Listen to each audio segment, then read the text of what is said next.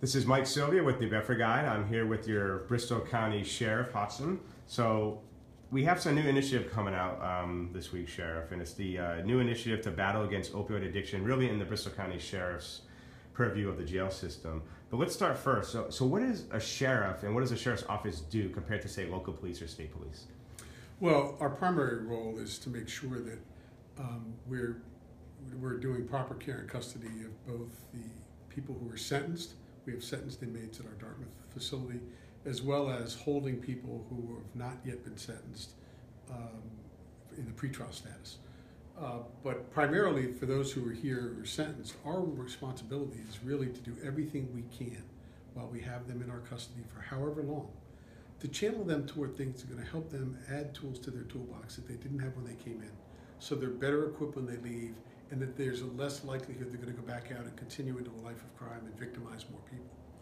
And that is pretty extensive in regards to the kind of work. It involves the interaction with our officers who are professionally trained on proper communication, helping the inmates and directing them to get involved in programs. We have social workers here who are each assigned various inmates. The entire population would have a social worker assigned to help them not only encourage them to get involved in education programs or work programs, some who are involved in community programs like our SLAM program and things like that.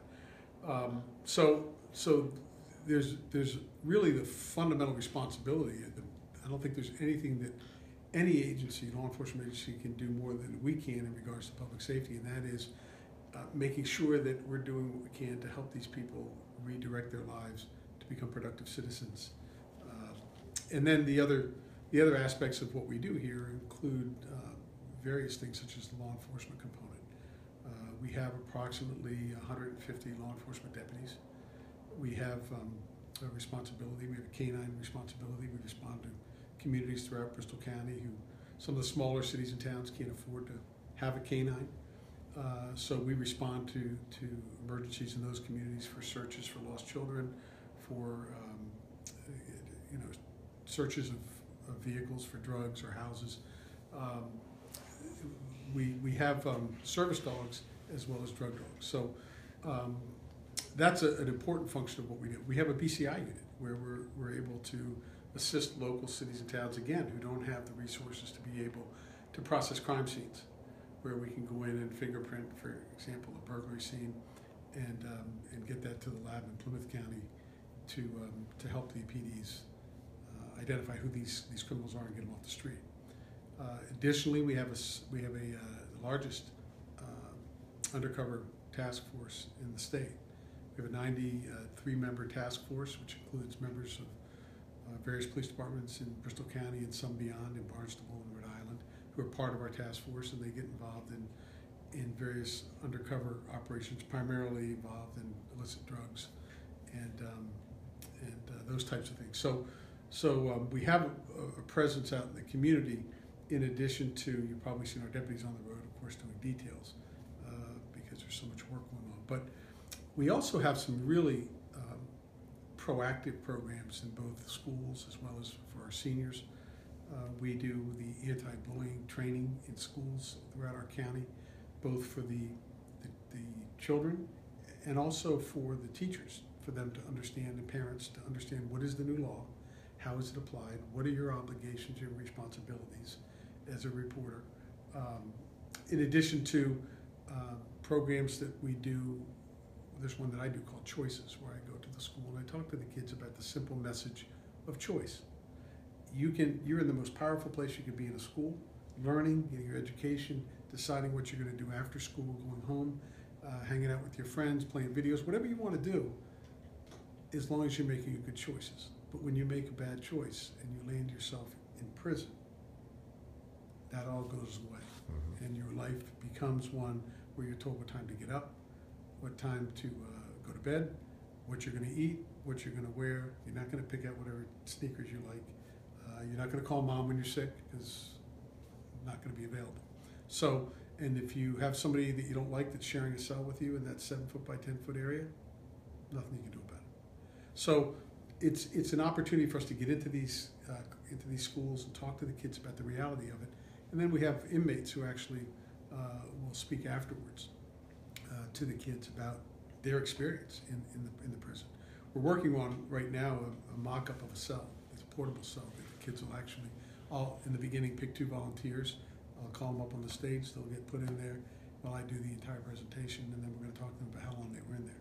And when they give you, it's interesting, when we did it with just tape, they started to understand that, well, wait a minute, I thought I was in here for like an hour. No, you were in there for 20 minutes. Imagine if you're in here for 23 hours. So we're trying to get these messages across early to kids. It's a big focus of mine, and what sheriffs should be doing is not just dealing with the reactive part of rehabilitation, but more importantly, if we're going to cut down recidivism in this country, sheriffs need to be focusing, as we are, on getting to kids at 3rd and 4th grade before they ever come through the front door of a prison. And that's where the real effort's got to be made, and where we're going to see the real difference. But it's going to take us probably 5 to 10 years to see that. Now, some of the other things that we do are for seniors, the triad programs, where we do the Are You OK program, where we have somebody that calls every morning. If you sign up and you live alone as a senior, we have someone here that will call you every morning to say at the same time, are you okay? If you're okay, no problem. If you don't answer the phone, we'll give you 5 minutes and call back. If you don't answer again, we're going to send your emergency contact over to check on you. If they can't make contact with you, we're going to call local police. They're going to go in. We've had, I think, 10 saves already of people that were in emergency situations. We had one person who had passed away, but they didn't lay there for weeks. You know, there's a dignity part of all this too, for families, and it gives peace of mind to their sons or daughters or grandkids who may not live close by, but know that the Bristol County Sheriff's Office is checking on my mother or my grandmother or my grandfather every single day to make sure they're okay. So that's been a very effective program. We have another program we do for seniors called Project Lifesaver. If you have someone that lives with you that is either suffering from Alzheimer's, dementia, autism as a child, we will provide a bracelet that victim would wear every day. If by chance that person happened to wander away from the home, you may or may not be there at the time they wandered. You may not be nearby and won't know how long it was between the time they left and the time you got a hold of us, and you wouldn't know what direction they went in. But by having this bracelet, we've trained not only our staff, we have police departments trained. I purchased equipment for other police departments around the county that as soon as the call comes in, we get 3 different departments that will triangulate toward the last location, known location, and they have these receivers and antennas, and they will begin to pick up the signal, and we generally will find that person within 30 minutes or less. That, of course, becomes critical for a child with autism or a senior with dementia or Alzheimer's, because particularly in those instances for the seniors, they may walk out in 10-degree weather in nothing but their nightgown, and time becomes important, of course. Traditionally, the way we used to do it is we have to sort of get a whole host of volunteers to respond, then get them organized and decide, okay, give us our best guess what direction they may have gone in, and if we're right, great, maybe we're going to get them in time, but if we're not, we probably won't. So that's been a hugely successful program. We do other things. We sponsor bingos for the seniors. We give them this training around identification, fraud.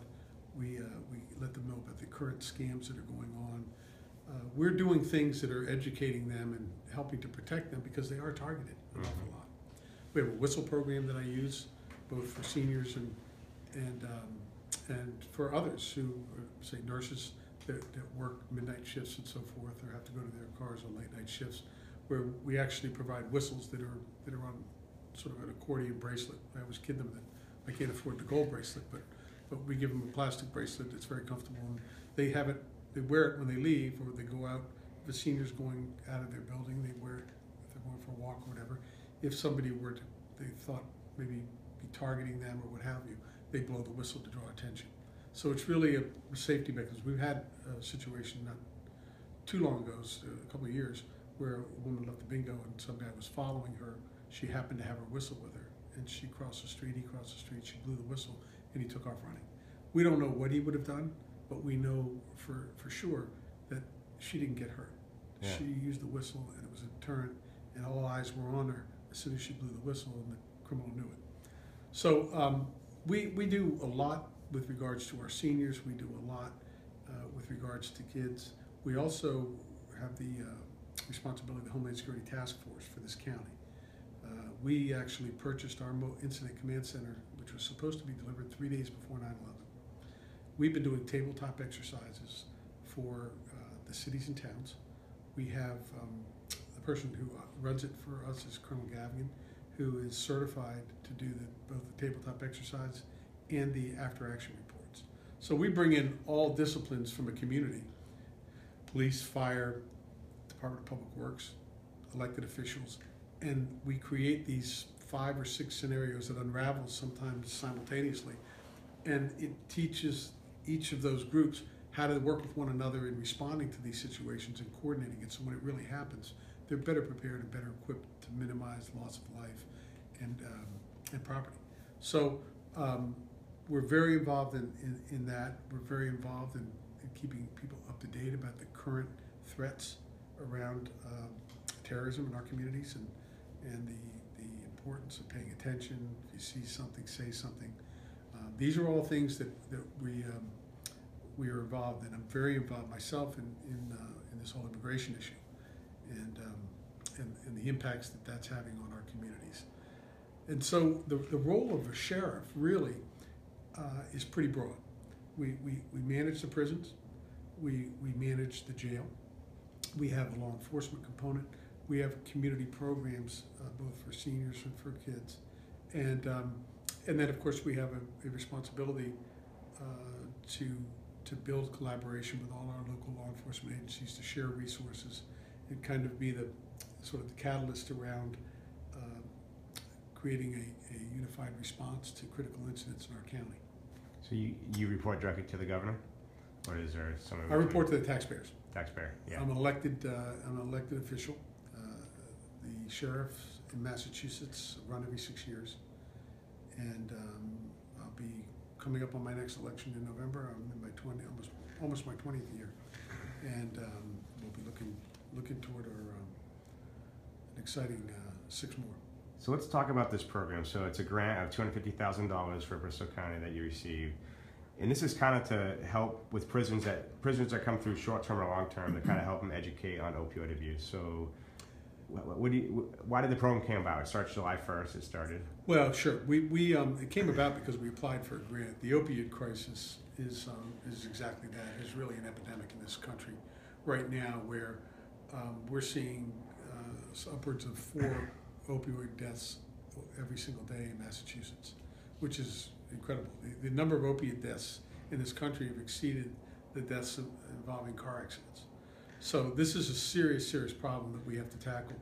And we knew that the population that we see is going to be obviously one of the most vulnerable, because they've already been, 80% of the people here have some drug-related issues that got them here. So this is a time for us to be able to educate them about the dangers of opioids, use of opioids.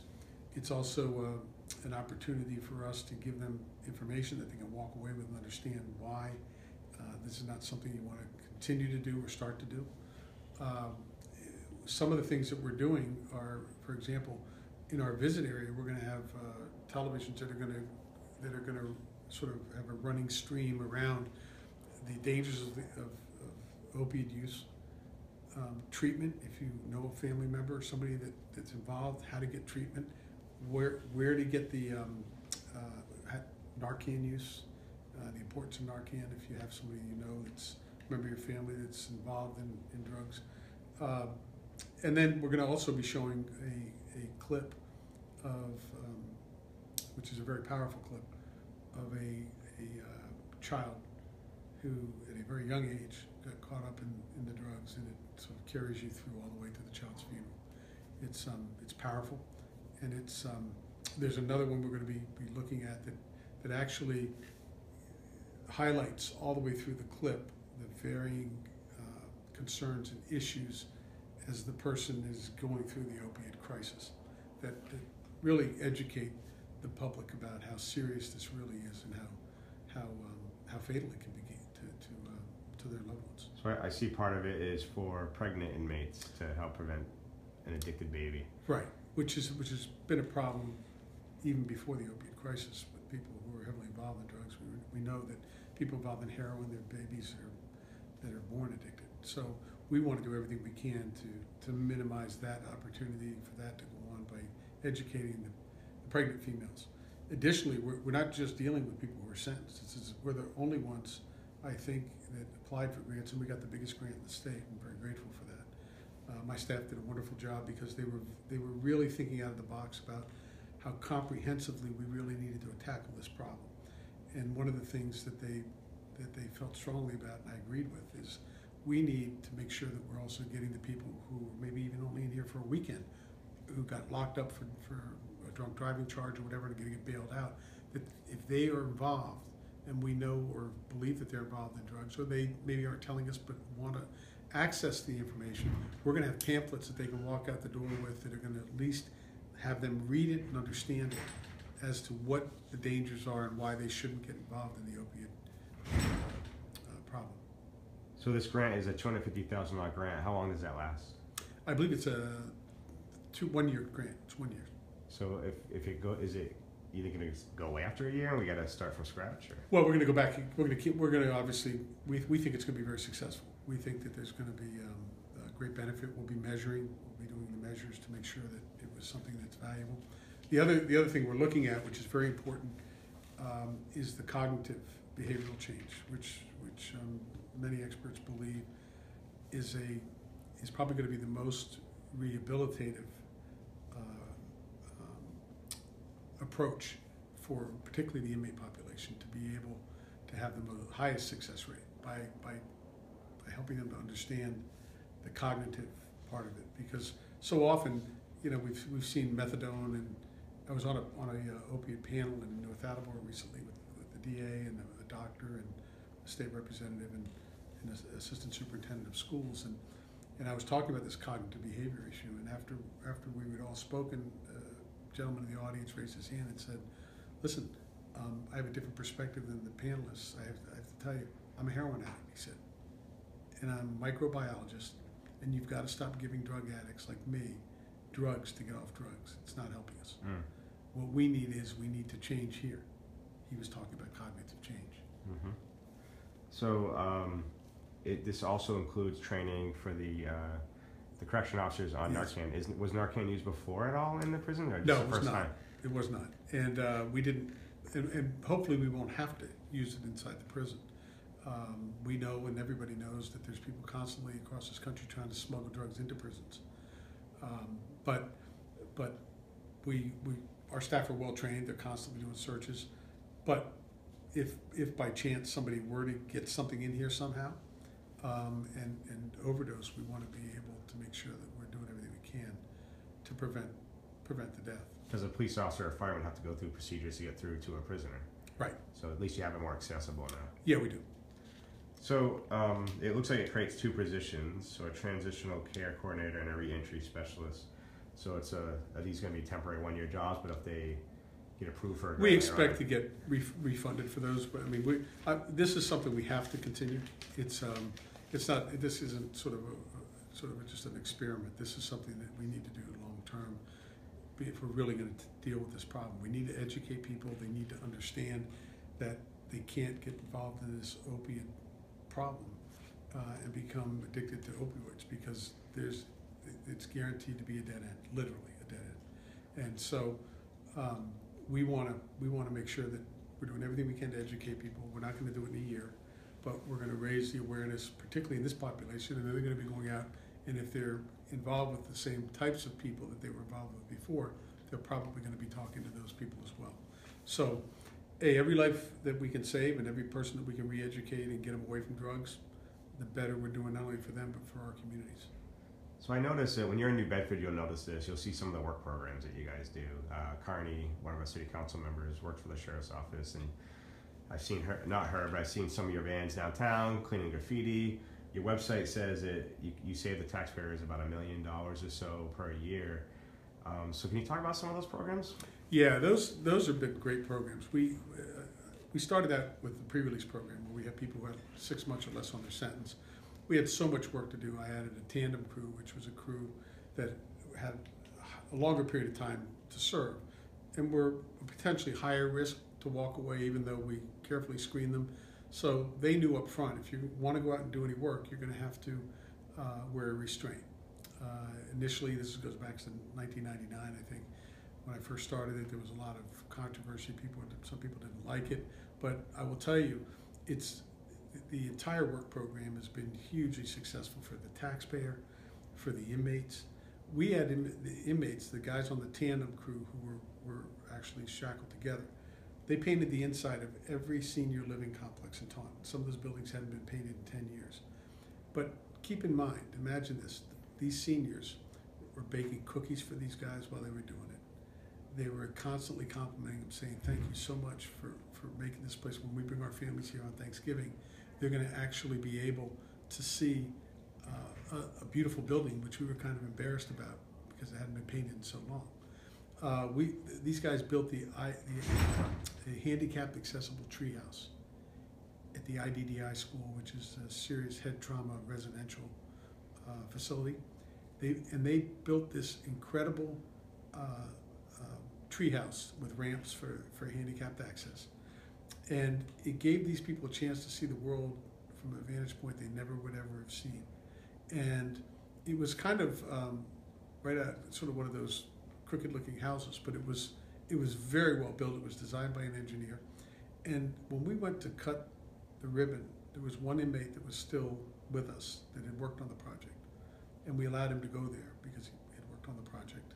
And he had an opportunity to say something, and he said, you know, I'm convinced that God sent me back to jail so I could do this project. Now, we know that for that inmate to have said that he was moved by what he did. He had had an experience that moved him to a better place.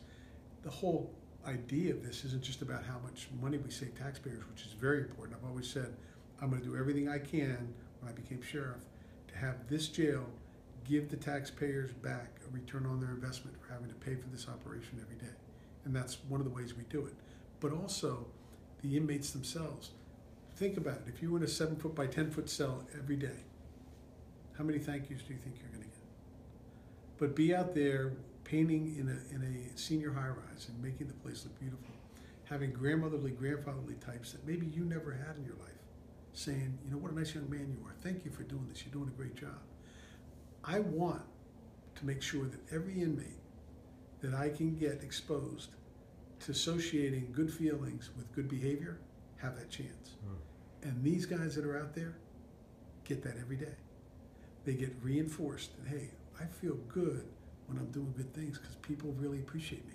They don't think I'm, just an inmate.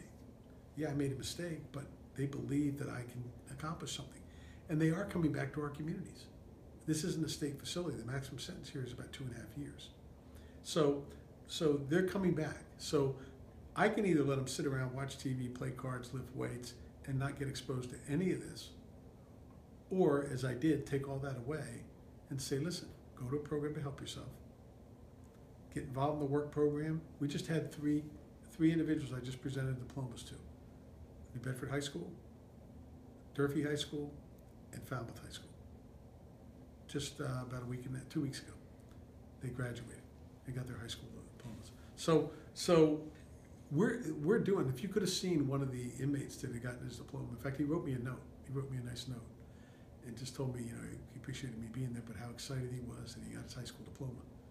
So, when I think of what we do in regards to our role here, I see it as probably the most important contribution to public safety that we could possibly make. I want to tell you about another very, very interesting program that a lot of people probably aren't aware of, and it's called the Inside Out program. We made an agreement with Professor Krumholtz from UMass Dartmouth, and she runs a criminal justice history course.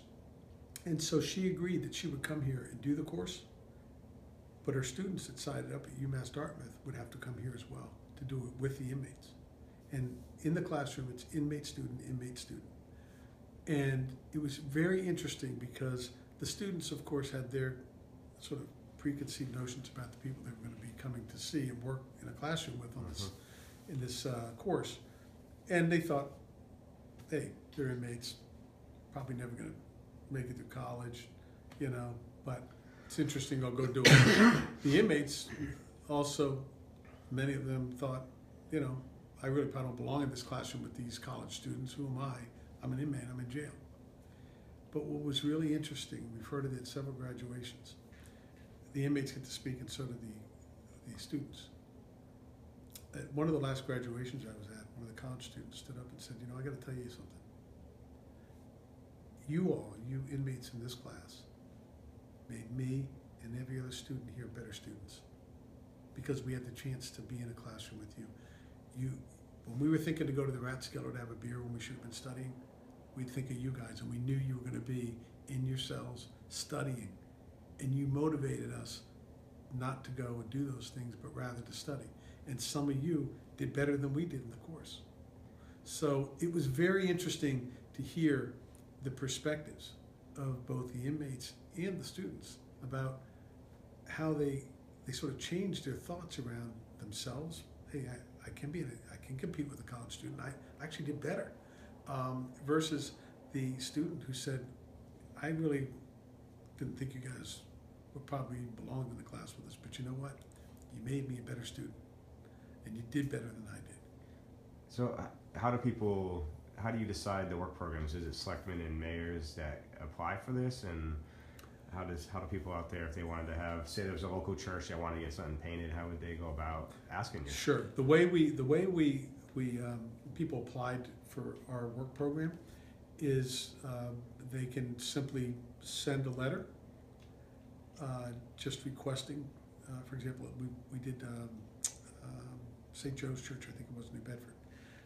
We actually had an inmate that went up and did the calligraphy on the archway. And but that church just sent us a letter, said, look, we need some painting done on the inside. We've done landscaping at senior centers. We may have a mayor call. Hey, I've had Mayor Dumas call me out of Attleboro. Sheriff, we got a real problem up here on one of these exit ramps. We've got graffiti over here. Can you send your graffiti truck? Our graffiti truck goes all over this county and gets graffiti off. And we encourage people to call us. If they have graffiti in the neighborhood, we'll even do private residences or locations, businesses, that they sign a release and we'll go in. We did the entire inside of Fort Tabor, which was covered, literally covered with graffiti. It took us almost 2 years, but it was beautiful. Got all it was everywhere. We had to use specialized removal powder for it because it was a historic landmark. But we go in and we'll remove graffiti. Mayors will call us. We'll have not-for-profit agencies call us. Fire department chiefs will call or whatever. They send us a letter. They can fax it or they can send it by mail, and it comes to me, and I will approve it, and I'll have it scheduled through our coordinator of our work programs. She'll go out and look at the site. She does a great job, and she'll assess the site, how many hours it might take, and then we'll schedule the project in. Is it become a reward for the inmate to go out and do something like that, or how do you select the inmate to do that? Well, we don't really. We encourage them all to get involved in having a work ethic and they get earned good time. So the way it used to be, they used to get earned good time just for behaving. I was against that because I felt like, look, if you come to jail, I expect you to behave, so I'm not going to give you credit for behaving. But what I did was I created a formula whereby you could earn a certain number of good days. You're allowed up to 7.5 days a month. So what we would do is we would break out a certain number for working on a work group, certain number for working inside in the kitchen or whatever. We would have another for education, another number of days, and another number of days if we got involved in substance abuse or other educational programs.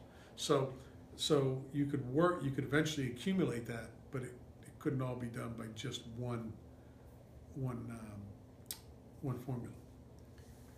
Okay, so we were talking here with the sheriff. You learned about what the sheriff's office does and this program that they're going to use to educate people, whether they're here for a day or for longer term, to really try to fight the opioid crisis. If you have questions, post them here. They'll look at it, but I recommend they do have a social media presence now on Facebook and the website. Go there. If you're somewhere out there who wants to get a work program, send the sheriff a letter. But it all starts with their Facebook page and their website. So thanks, Sheriff. Thank you for having me. Appreciate it.